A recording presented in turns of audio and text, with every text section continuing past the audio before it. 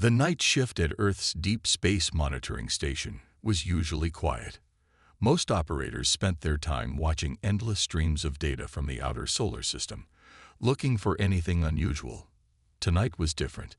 Jack Wilson stared at his screen, checking the readings for the third time. The energy signature he detected near Pluto's orbit made no sense. It was massive, far larger than anything humanity had ever encountered.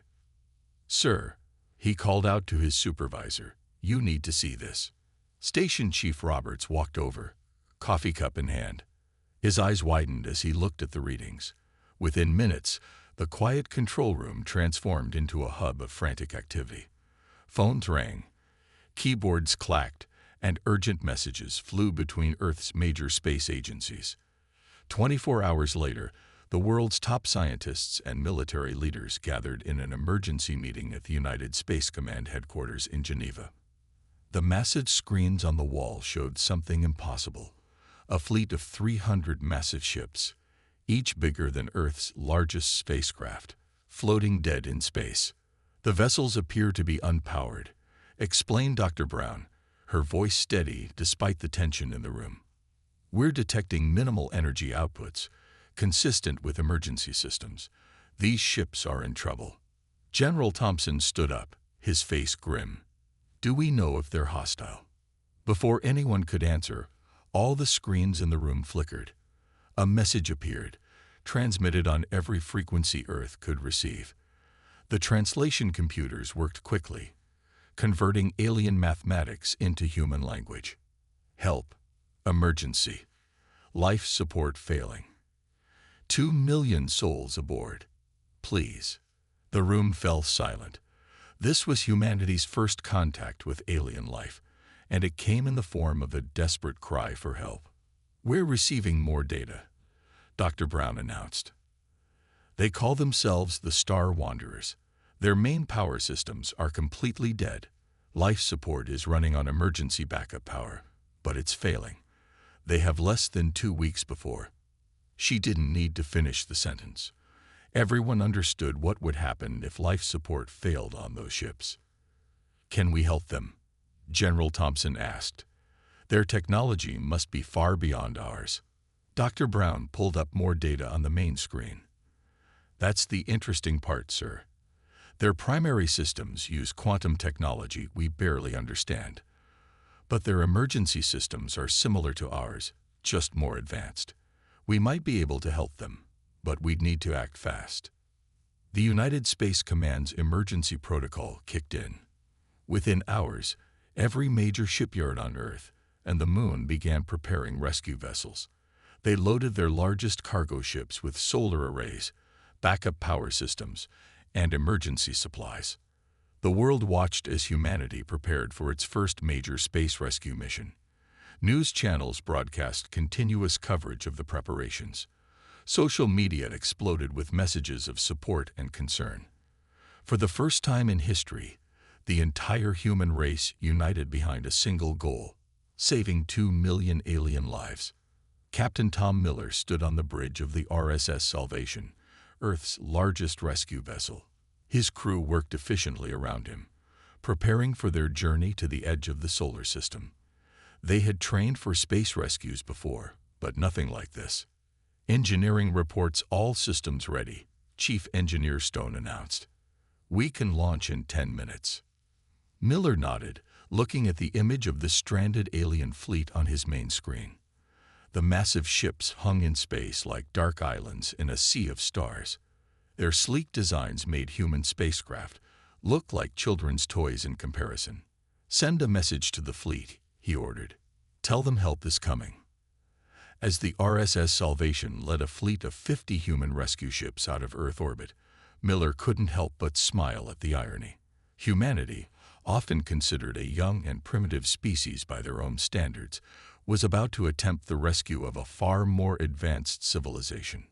The rescue fleet accelerated toward the outer solar system, carrying humanity's best engineers, medical personnel, and emergency response teams. They had no idea if their primitive technology could save the Star Wanderers, but they had to try. First contact had come not with a bang or a diplomatic ceremony, but with a cry for help. And humanity, despite its limitations, answered that call without hesitation. 3 days into their journey, the human rescue fleet received their first clear images of the Star Wanderers. Captain Miller stood frozen at his command station, staring at the holographic display. The alien ships were enormous, each one nearly the size of a small city. "My God," Engineer Stone whispered beside him. "How are we supposed to power something that big?" The question echoed through the bridge of the RSS Salvation. Their rescue ships suddenly felt tiny compared to the task ahead of them. But there was no time for doubt. The first detailed scans from the alien fleet had just arrived, and the news wasn't good. In the ship's main conference room, Dr. Brown presented the findings to the rescue team leaders. The Star Wanderers were fleeing from their dying sun, she explained, pointing to the data streaming across the screen. They packed their entire civilization, 2 million people, into these ships. But something went wrong during their last quantum jump. The room fell silent as she showed them the damage reports. A massive radiation surge had burned out the quantum drive systems on every ship in the fleet. The aliens' backup systems, designed to handle such failures, had proven incompatible with their main power grid. "They're stuck between systems," Engineer Stone said, studying the technical readouts. "Their advanced technology is actually working against them. The quantum systems are so integrated into their ships that nothing works properly without them." Captain Miller leaned forward. "How much time do we really have?" Dr. Brown's face grew grim. "The outer ships are already losing life support. We have maybe 5 days before we start losing people. The inner ships might last a week longer." The rescue team broke into smaller groups, each tackling a different aspect of the problem. They had to find a way to power cities in space using technology that would have seemed primitive to the Star Wanderers. Meanwhile, the first communication arrived from the alien fleet's leadership. Their message was both grateful and desperate. "We thank Earth for answering our call," the message began. The translation computers rendered the alien words into simple text. "Our situation is dire. We carry the last survivors of our world. Families, children, our entire civilization's knowledge and history. Please hurry." Engineer Stone worked through the night with her team, studying the alien ship systems. Around midnight, she burst into Captain Miller's quarters with an unexpected smile on her face. "Captain, we might have something," she said, spreading diagrams across his desk. "Their technology is incredibly advanced, but they've overlooked something basic. They never considered using simple solar power as a backup. They thought it too primitive." Miller studied the plans. "Can we adapt our solar arrays to their systems?" "Better than that," Stone replied. "Their hull material can be modified to absorb solar energy directly. We just need to attach our power conversion units. It won't be enough for their quantum drives, but it could keep life support running." The next morning, Miller called an emergency meeting of all ship captains. The plan was risky. They would need to split their fleet to reach all the failing ships in time. Each rescue ship would have to work independently, with no guarantee of success. "I won't order anyone to take this risk," Miller told the assembled captains. "The alien ships are unstable. We'll be working with technology we barely understand. If something goes wrong..." He didn't need to finish. Everyone knew the dangers of space rescue operations. One mistake could cost lives, human and alien alike. Every captain volunteered. As the rescue fleet approached the stranded aliens, Miller recorded a message to Earth. "We've found a way to help the Star Wanderers," he reported. "But the scale of this rescue operation is beyond anything humanity has ever attempted. We'll need every spare power unit, every solar array, and every skilled engineer Earth can send us." He paused, looking out at the massive alien ships growing larger in his viewport. "We're about to attempt the impossible, saving an entire civilization with technology they considered obsolete. If we succeed, it will redefine humanity's place in the galaxy. If we fail..." The message ended there. There was no time for what-ifs. The real work was about to begin. The first close-up view of a Star Wanderer left the human rescue team speechless. The alien commander appeared on the main screen of the RSS Salvation, its tall, silvery form nearly twice the height of a human. Despite their advanced technology, the fear in their glowing eyes was all too familiar. "Your solution is primitive," the alien commander said, the translation computer struggling to keep the doubt out of their voice. "Our ships have not used solar power since our earliest space flights." Engineer Stone stepped forward. "Sometimes the simplest solutions are the best ones," she replied. "Your quantum systems are amazing, but they're too complex to fix quickly. We can have solar power running to your life support systems within hours." Captain Miller watched the exchange carefully. The aliens' pride was their biggest obstacle now. 2 million lives hung in the balance, but their leaders hesitated to trust human technology. The decision was made for them when alarms blared across the alien fleet. 3 outer ships had just lost primary life support. Their backup systems would fail within hours. "Begin rescue operations immediately," Miller ordered. The human fleet sprang into action, breaking into smaller teams just as they had planned. Each rescue ship approached an alien vessel, carrying teams of engineers ready to install the solar conversion units. Miller took the RSS Salvation to the largest ship in the alien fleet. As they drew near, the true scale of their task became clear. The alien vessel dwarfed them, its sleek hull stretching for kilometers. "Engineering team ready for transfer," Stone reported. She had modified their space suits with extra safety features for working with the alien technology. "We'll start with the critical systems first." The first human boots touched the alien hull an hour later. Engineer Stone led her team across the massive surface, their magnetic boots keeping them anchored. They carried solar conversion units that looked absurdly simple compared to the alien technology surrounding them. Inside his command center, Miller watched through the team's cameras. The alien ship's hull was a marvel of engineering, covered in complex patterns that seemed to shift in the starlight. But now those beautiful designs were just obstacles to overcome. "Beginning installation," Stone announced. Her team worked quickly, attaching the conversion units to the hull. Each unit would transform the alien ship's outer layer into a massive solar panel, channeling power directly to the life support systems.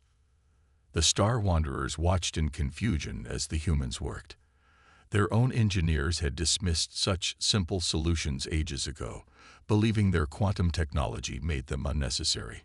Now they could only watch as their lives depended on technology they had long considered obsolete. Hours passed. The rescue teams worked tirelessly, racing against failing life support systems. On the 3 critical ships, the situation grew desperate. The air was growing thin, and temperatures were dropping. "First unit online." Stone's excited voice broke through the tension. On Miller's display, power readings from the alien ship began to climb. It wasn't much, just a fraction of what their quantum systems could produce. But it was enough to run life support. The alien commander's voice came through again, this time with a different tone. "The power, it's working. Our life support systems are stabilizing." More reports came in from around the fleet. Other rescue teams were succeeding as well, bringing power back to the failing ships just in time. The simple solar technology was saving lives. "We never considered." The alien commander seemed almost embarrassed. "Our advancement made us forget the value of simple solutions. We thought ourselves beyond such basic technology." Miller smiled. "Sometimes the best backup plan is the simplest one. We learned that lesson the hard way too, back when we first started exploring space." As the day went on, more conversion units were installed across the fleet. Each successful installation brought them closer to saving the entire Star Wanderer civilization. The aliens began working alongside the human teams, learning about the technology they had once dismissed.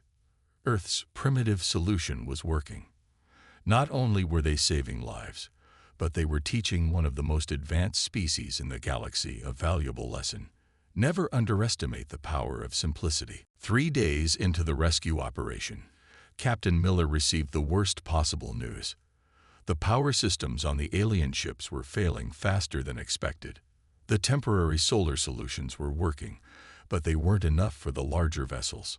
The bigger ships are drawing too much power, Engineer Stone explained, her face tired after working for 20 hours straight. The life support systems need more energy than we calculated. We're losing ground. In the alien fleet's command ship, Miller met with the Star Wanderer leaders. The tall aliens towered over him, their silvery skin reflecting the emergency lights. Their once prideful demeanor had changed to one of growing respect and desperate hope. "Your people have done more than we could have hoped," the fleet commander said. "But our largest ships carry the most survivors. If they fail..." The aliens' glowing eyes dimmed at the thought. Miller studied the holographic display showing the fleet's status. Red warning indicators were spreading across the larger vessels. They needed a new solution, and they needed it fast. "What if we chain the systems together?" A voice came from the back of the room. Jones, a young engineer from the rescue fleet, stepped forward. "Like a power grid. The smaller ships are generating excess power. If we can link them to the larger vessels..." The alien engineers looked skeptical, but Stone's eyes lit up. It could work. We'd need to modify the conversion units, create some kind of power transfer system. "Our ships were never designed to share power this way," one of the alien engineers objected. "The energy frequencies wouldn't match." "Then we'll make them match," Stone replied. She pulled up the schematics on her tablet. "Your hull material can be adapted for power transfer. We just need to create conducting paths between the ships." The next few hours were a blur of activity. Human and alien engineers worked side by side, modifying the solar conversion units to create a massive spaceborne power grid. The smaller ships, now stable with their solar power systems, would share their excess energy with the larger vessels. The rescue fleet split into teams again. They had to install the new power transfer systems while maintaining the existing solar units. One mistake could crash the entire grid, dooming thousands. Miller watched from the RSS Salvation as space-suited figures, human and alien, moved between the massive ships. They were stringing what looked like giant power cables through space, connecting vessel to vessel in an intricate web. "First power link established," Stone reported. On the display, a thin line of blue energy flowed between two alien ships. "It's working. Power levels are stabilizing on the receiving vessel." More connections followed. The Star Wanderers, who had initially doubted human technology, now worked eagerly alongside their rescuers. Their own advanced knowledge, combined with human practical thinking, created solutions neither species could have developed alone. "We're seeing something remarkable," Dr. Brown noted as she recorded the day's events. "The aliens are learning to adapt our simple technology using their advanced understanding of energy fields. They're improving our designs even as we install them." The power grid grew hour by hour. Ships that had been on the brink of failure began to stabilize. The red warning indicators on Miller's display slowly changed to yellow, then green. By the end of the day, they had created something unprecedented. A fleet-wide power-sharing network that combined human ingenuity with alien technology. The Star Wanderers would survive, not despite their advanced technology, but because they learned to combine it with simpler solutions. "We never imagined such cooperation was possible," the fleet commander told Miller as they watched the power grid functioning. "Our technology made us believe we were beyond learning from younger species. We were wrong." Miller smiled, thinking of how far they'd come in just a few days. "The best solutions often come from combining different ways of thinking," he said. "Your advanced technology and our practical experience. Together, we're stronger than either of us alone." The emergency was far from over, but they had bought themselves time. Now, with humans and aliens working together, anything seemed possible. With the power grid stabilized, the humans and Star Wanderers finally had time to learn about each other. Captain Miller stood in what the aliens called their memory hall, a vast chamber filled with holographic displays showing their home world. Our sun began to die centuries ago, the fleet commander explained. The images showed a beautiful blue-green planet orbiting a swollen red star. We spent generations preparing for this journey, building our ships, preserving our civilization. Engineer Stone watched the hologram with wonder. Your technology is incredible, she said, studying the complex quantum systems that powered their vessels. But why didn't you keep any simple backup systems? The aliens exchanged looks that Miller was learning to recognize as embarrassment. We believed we had moved beyond the need for such things, one of their engineers admitted. Each generation of our technology became more advanced, more integrated. We forgot the value of redundancy, as you call it. Meanwhile, throughout the fleet, humans and aliens worked together to maintain the power grid. The Star Wanderers were quick learners, and they began teaching the humans about their advanced technology in return. In one of the larger ships, Jones discovered a group of alien children watching him work. Their glowing eyes followed his every move as he adjusted a power converter. He began explaining what he was doing, and soon found himself surrounded by curious young aliens eager to learn about primitive human technology. Your species is young, one of the alien teachers told Miller later. But you understand something we had forgotten. Simple solutions endure. Complexity can be a weakness. The Star Wanderers shared their stories of home, of a civilization that had reached incredible heights of technology, but had grown perhaps too dependent on it. The humans shared their own history of space exploration, including their many failures and the lessons learned from them. We lost our first Mars mission because of a simple power system failure, Stone told a group of alien engineers. After that, we always included backup systems, even old-fashioned ones. Sometimes older technology is more reliable. The aliens were fascinated by human creativity and adaptability. Where they had sought perfect, elegant solutions, humans were willing to try anything that worked. They began incorporating this philosophy into their own repairs, combining their advanced knowledge with practical human approaches. In return, the Star Wanderers taught the humans about their quantum technology. Dr. Brown spent hours with alien scientists, learning principles that would have taken humanity centuries to discover on their own. Your species faces challenges differently than ours, the fleet commander observed, watching humans and aliens working together.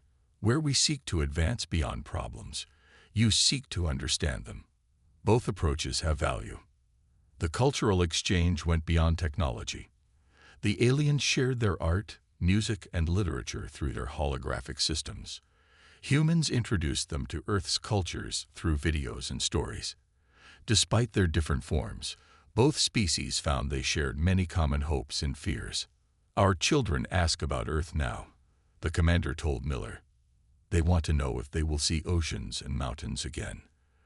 We lost such things generations ago, when our world began to die. Miller thought about the messages from Earth, where humanity was already preparing for the arrival of their new neighbors. We would be honored to share our world with you, he said.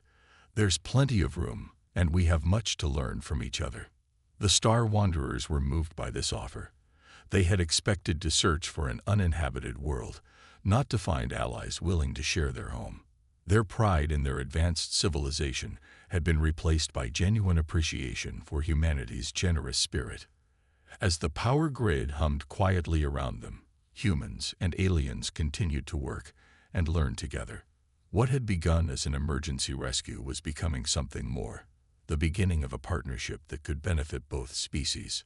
The Star Wanderers were teaching humanity to reach for the stars, while humans were teaching them to remember the importance of keeping their feet on the ground. Together, they were creating something new, a future that combined the best of both worlds. The warning alarms started in the middle of what passed for night in deep space. Captain Miller rushed to the bridge of the RSS Salvation, still pulling on his uniform jacket. Engineer Stone was already there, her face pale as she studied the emergency readings. The flagship's quantum core is destabilizing, she reported. The power grid is triggering some kind of reaction in their main systems. On the main screen, a massive energy surge pulsed through the alien flagship. The huge vessel, nearly 3 times the size of the others, housed not only the Star Wanderer leadership but also their main computer systems and the records of their entire civilization. "Can we shut down the power grid?" Miller asked, watching the energy readings climb dangerously. "If we do, we lose life support on half the fleet," Stone replied. But if that quantum core goes critical, she didn't need to finish. They all knew it would take out most of the fleet with it. The alien commander appeared on the communication screen, their usually silver skin now a pale gray with worry. "Our engineers say the quantum core is approaching critical mass. The interaction between your power grid and our systems has created an unexpected resonance." Miller looked at Stone. "Options." She bit her lip, thinking hard. "The quantum core is too unstable to shut down normally." But her eyes lit up with a dangerous idea. "What if we don't shut it down? What if we redirect it instead?" "Explain," the alien commander demanded. Stone pulled up a diagram of the power grid they had built. "Your quantum core is like a storm of energy right now. We can't stop it, but maybe we can channel it. If we modify our power grid to act as a conductor, we could spread the energy across the entire fleet instead of letting it build up in one place." "That's incredibly dangerous," one of the alien engineers cut in. "The quantum energies could tear the fleet apart." "Not if we tune the frequencies just right," Stone argued. "Your people understand quantum mechanics better than anyone. We humans know how to build simple but strong power networks. Together, we might be able to pull this off." Miller studied the plan. It was crazy, dangerous, and probably impossible. It was also their only choice. "How long do we have?" he asked. 20 minutes before the core goes critical," the alien engineer replied. "Then we better move fast." Miller turned to his crew. "Get every engineer out there. We need to modify the entire power grid in less than 20 minutes. The rescue fleet burst into action.